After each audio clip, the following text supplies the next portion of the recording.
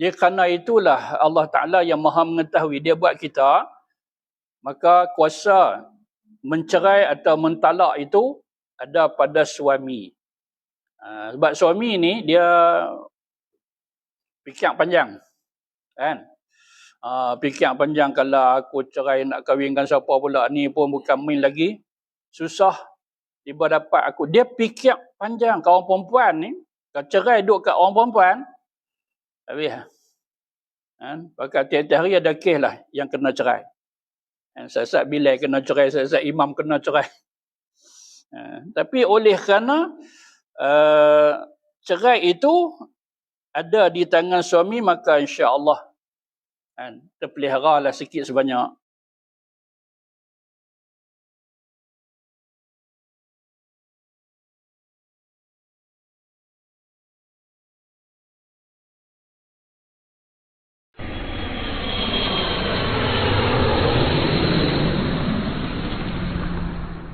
Assalamualaikum warahmatullahi wabarakatuh.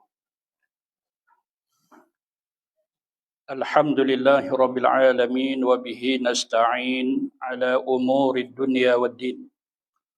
Wassalatu wassalam ala sayyidil mursalin wa ala alihi wa sahbihi ajma'in. Rabbi syrah li sadri wa yassir li amri wahlul 'uqdatam min lisani yafqahu qawli wa la hawla wa la quwwata illa billahil aliyyil azim. Kita sambung kitab Uqudul Lujain, muka surat 3. Muka surat 3, iaitu yang keempat. Antara dosa besar, seterusnya iaitu yang keempat. Apa dia yang keempat itu? Ia menyelak. Siapakah ia itu? Isteri, ya? Isteri. Menyelak pintu ketika suaminya hendak masuk kepadanya. Dia selak pintu. Dia tutup pintu atau dia kunci pintu. Apa-apalah yang menyebabkan suami dia tak boleh masuk ke rumah. Dengan sengaja. Tersebut itu. Dengan sengaja, satu tersebut apa dia? Dengan sengaja dan ia tidak dianggap sebagai boleh membahayakan diri dia dengan perbuatan menyelak pintu, selak pintu, tutup pintu, kunci pintu yang dia tidak rasa atau yakin atau seumpamanya perkara boleh menyebabkan mudarat pada diri dia. Sebab apa kita tambah macam tu? Sebab sekiranya kalau dia yakin bila suami dia masuk ke rumah, maka dia akan kena pukul. Dia akan kena sebat. Dia akan kena godam. Apa-apalah yang menyebabkan bahaya kepada diri dia, maka ketika itu dia tutup pintu rapat, dia selak, dia kunci, tidak termasuk daripada perkara haram ataupun dosa besar.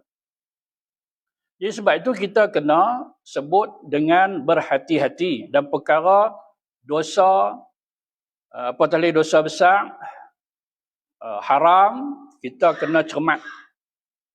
Kita kena hati-hati.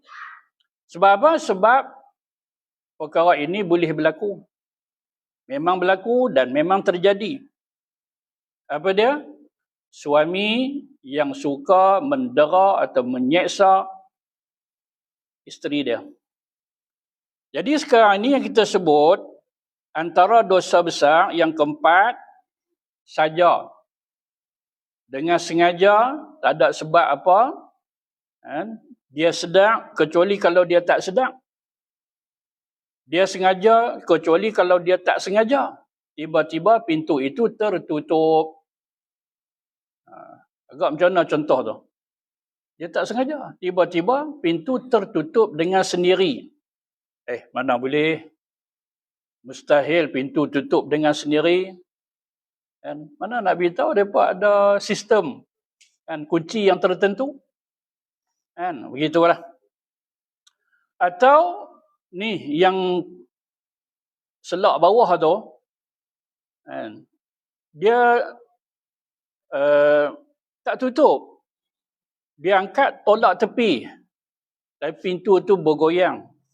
Bila pintu tu bergoyang, masa dia tutup ke atau siapa hinggup kat luar ke, dia berlari sikit dia jatuh. Itu contoh dia. Jadi sengaja tak si isteri tu tutup pintu, dia bukan tutup pintu, dia tutup lah tapi dia tak lock, dia tak kunci. Bagi rapat je. Ni pasal apa aku tolak tak boleh? Pasal benda tu jatuh. Kan? Selak tu jatuh. Jatuh tu bukan perbuatan si isteri. Jadi, walaupun si suami kata pada dia, hang dah dosa dengan aku hari ni, aku payah nak masuk. Hang kunci sungguh, hang sengaja, hang mohong aku, biar pilah apa ayat dia pun. Allah menyaksi. Maka perbuatan si isteri itu salah tak? Tak salah. Haram? Apatah lagi haram lah. Kan? Kalau kita nak kait dengan bukan dosa besar, dosa kecil pun tak. Dia duk tunggu tak balik lagi, duk tunggu tak balik lagi. Mengantuk. Kan? Dia bagi rapat, dia tak kunci. Benda tu jatuh sendiri. Kan? Begitu. Jadi di sini ni, sengaja. Saja memang dia sedang. Kalau tak sedang macam mana? Tak sedang. Dia rapat, bagi tolak pintu lagi rapat, lepas tu dia tidur, lepas tu dia berjalan masa tidur. Mamai apa? Mamai ke mamun? Kan? Jalan-jalan dia pergi kunci. Tanpa sedang. Dosa tak? Sopa tadilah juga. Tak dosa. Begitulah. Boleh apa contoh? Yang penting kita sebut sini apa dia?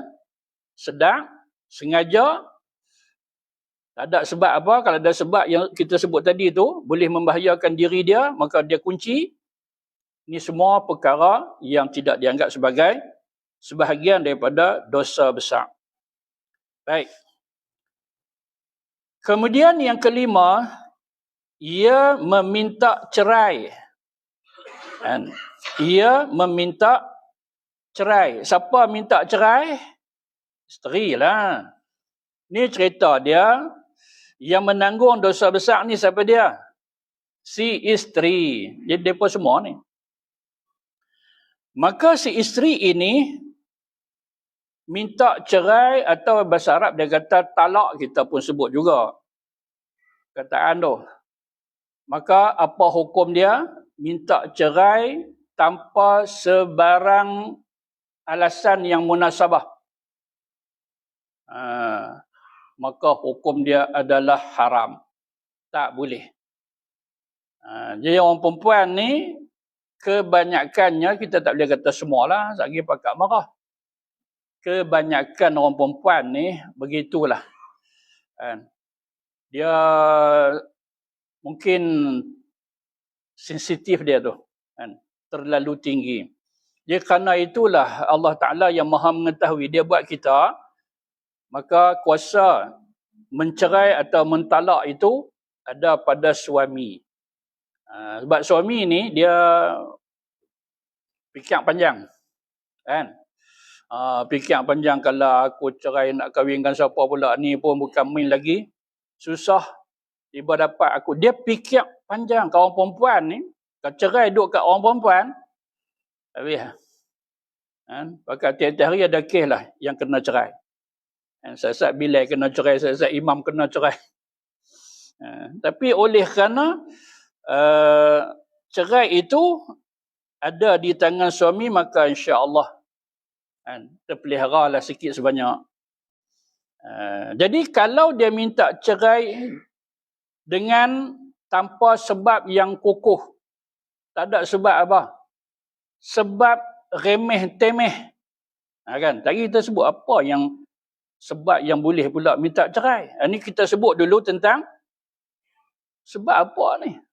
Macam ni sebab pun nak minta cerai. Yang ni tak boleh, maka hukum dia haram. Jadi kita lihat pada satu riwayat daripada Thauban radhiyallahu anhu, sabda Nabi, ayyumam ra'atin sa'alat zawjaha talaqan. Mana-mana isteri yang minta supaya suami dia cerai dia. Abang, cerai saya abang. Macam itulah ayat lebih kurang. Minta suami dia cerai dia. Min ghairi ba'sin, tanpa alasan kukuh. Tak ada sebab apa. Kan? Pasal apa hang nak minta aku cerai hang? Kan tak boleh kot. Pasal apa? Dah ramai yang minta macam tu. Macam tu punya alasan dia. Maka apa hukum dia? Faharamun alaiha, maka haramlah ke atas orang perempuan itu, maksud si isteri itu, raihatul jannah, Allah tak bagi dia bau syurga. Bau syurga ni ya Allah, paling harum daripada segala haruman, wangi daripada segala wangian. Syurga ni. Tapi perempuan jenis ni tak boleh bau syurga yang begitu wangi tersebut. Sebab apa? Sebab salah satu dia banyak. Kes-kes yang tak boleh bau syurga ni banyak dalam senarai. Salah satu apa dia? Minta cerai tanpa alasan yang kukuh. Pasal apa hang suruh aku cerai hang? Lama dah kita kahwin. Boleh terima tak? Tak boleh terima. Pasal apa pula kita kena bercerai? Sebab kita dah ada anak. Ni pun seorang juga.